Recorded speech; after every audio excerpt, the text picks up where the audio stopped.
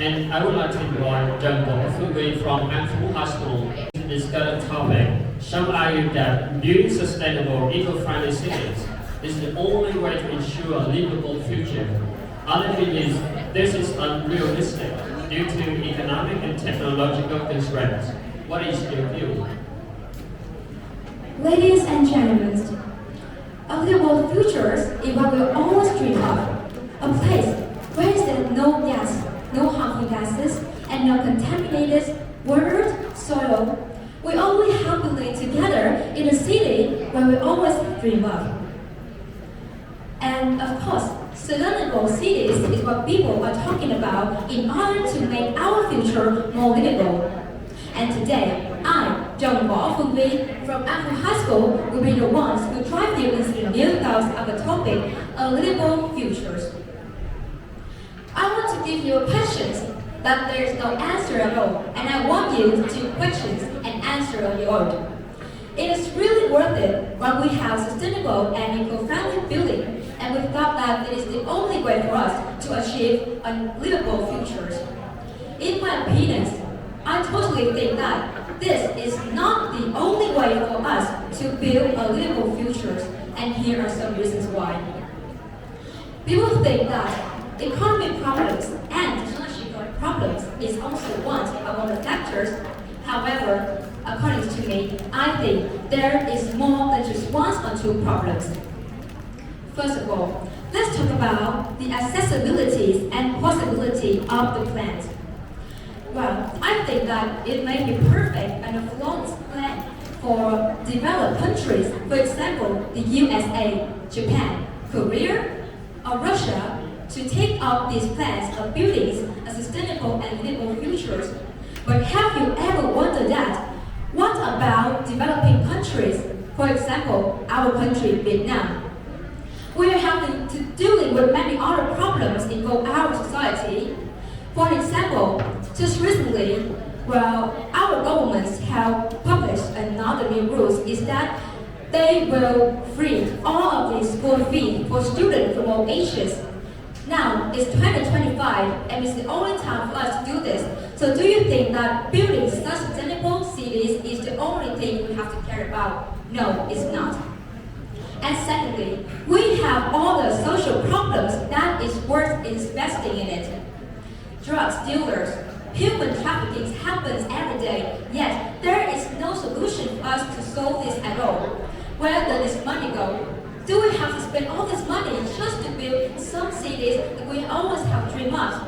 According to me, I don't think that this money are worth for us to do and build those kind of cities because it belongs to our dreams. Instead, we can use all this saved up money for such more meaningful activity, especially for helping children. And finally, I want to tell all of you that the citizen manners and behaviors also plays one of the most important roles. What I'm talking to you and what I'm trying to explain to you is that even though we are trying to build a livable future by building more and more green, eco-friendly and sustainable cities, but when people don't have enough manners and they are not having enough awareness of protecting the environment, they just think that, oh, I have a chance to live in some perfect cities, so this is my priority, it is my right. They do not know and understand that they have the responsibility to protect and to enhance what they are having right now once they are living in a sustainable city.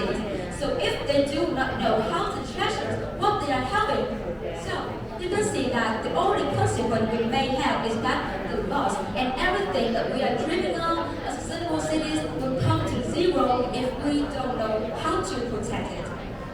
And in conclusion, I do think that all of the disadvantages of this method may overshadow the advantages one.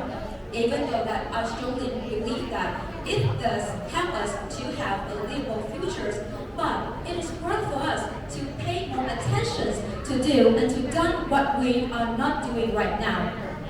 And I want to give everyone a call like this. To all of you, even though now you are only the students, but in the future, you will become the country leaders, the world leaders, so please bear in mind that a livable future is not just where we have a convenient and real lifestyle. A livable future is also a place where us, the citizens, are enabled to live comfortably and be given a hand when we need help from our community.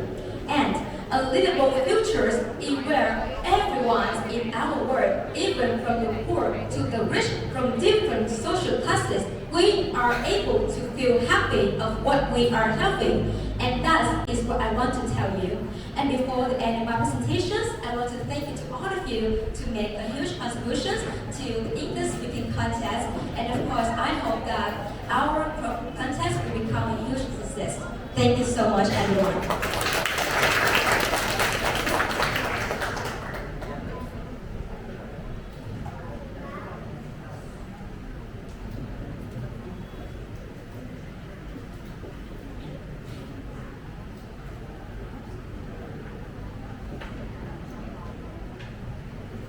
Thank you for your presentation. You have a very good definition of a livable future. Yes. So I think in any society, there are social evils or crimes.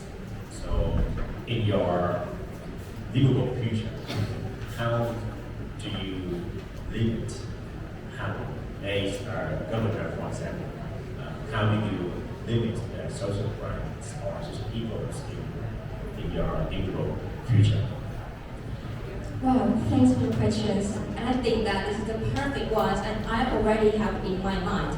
Of course, as I presented to all of you, my perfect and livable futures is where people focus on social behaviors more than just building eco-friendly infrastructures. And of course, how? The question is, how can we limit the crimes and how can we make our future a livable future where everyone can live safely? So here's my opinions about this.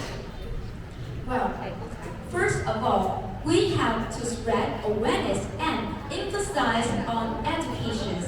According to me, these days, I can say that developed countries have already emphasized on the importance and the essentialness of education.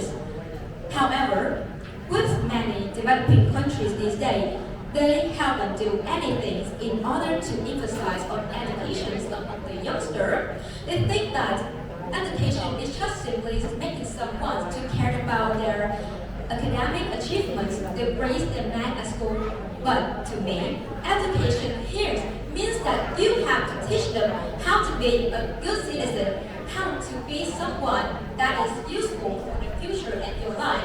And I would like to give an example for this. Instead of giving them some lessons with full of theory in physics, in math, you can give them some practical lessons, including meeting with many influencers who have many experience about building a strong and livable future, teaching them to know that what should they do and what they should not do in order to be a good citizen, and helping them to know that to distinguish from the positive social activities and the negative ones. And that is one aspect. Another aspect that I want to mention is that in my future, I will definitely enact more rules. But those rules will not be too strict. Well, this sounds maybe a little bit weird, right? But how can we enact rules, but not making it too strict? According to me, in order to make this, you have to asking the opinions of our citizens, because nowadays many criminals commit crimes because of what reasons?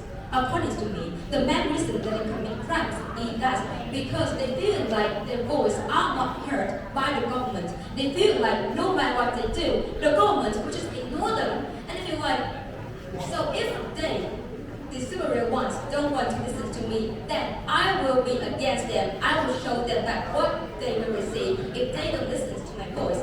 Therefore, I truly believe that if we actually give them a feeling and make them to give an opportunity to raise their voice.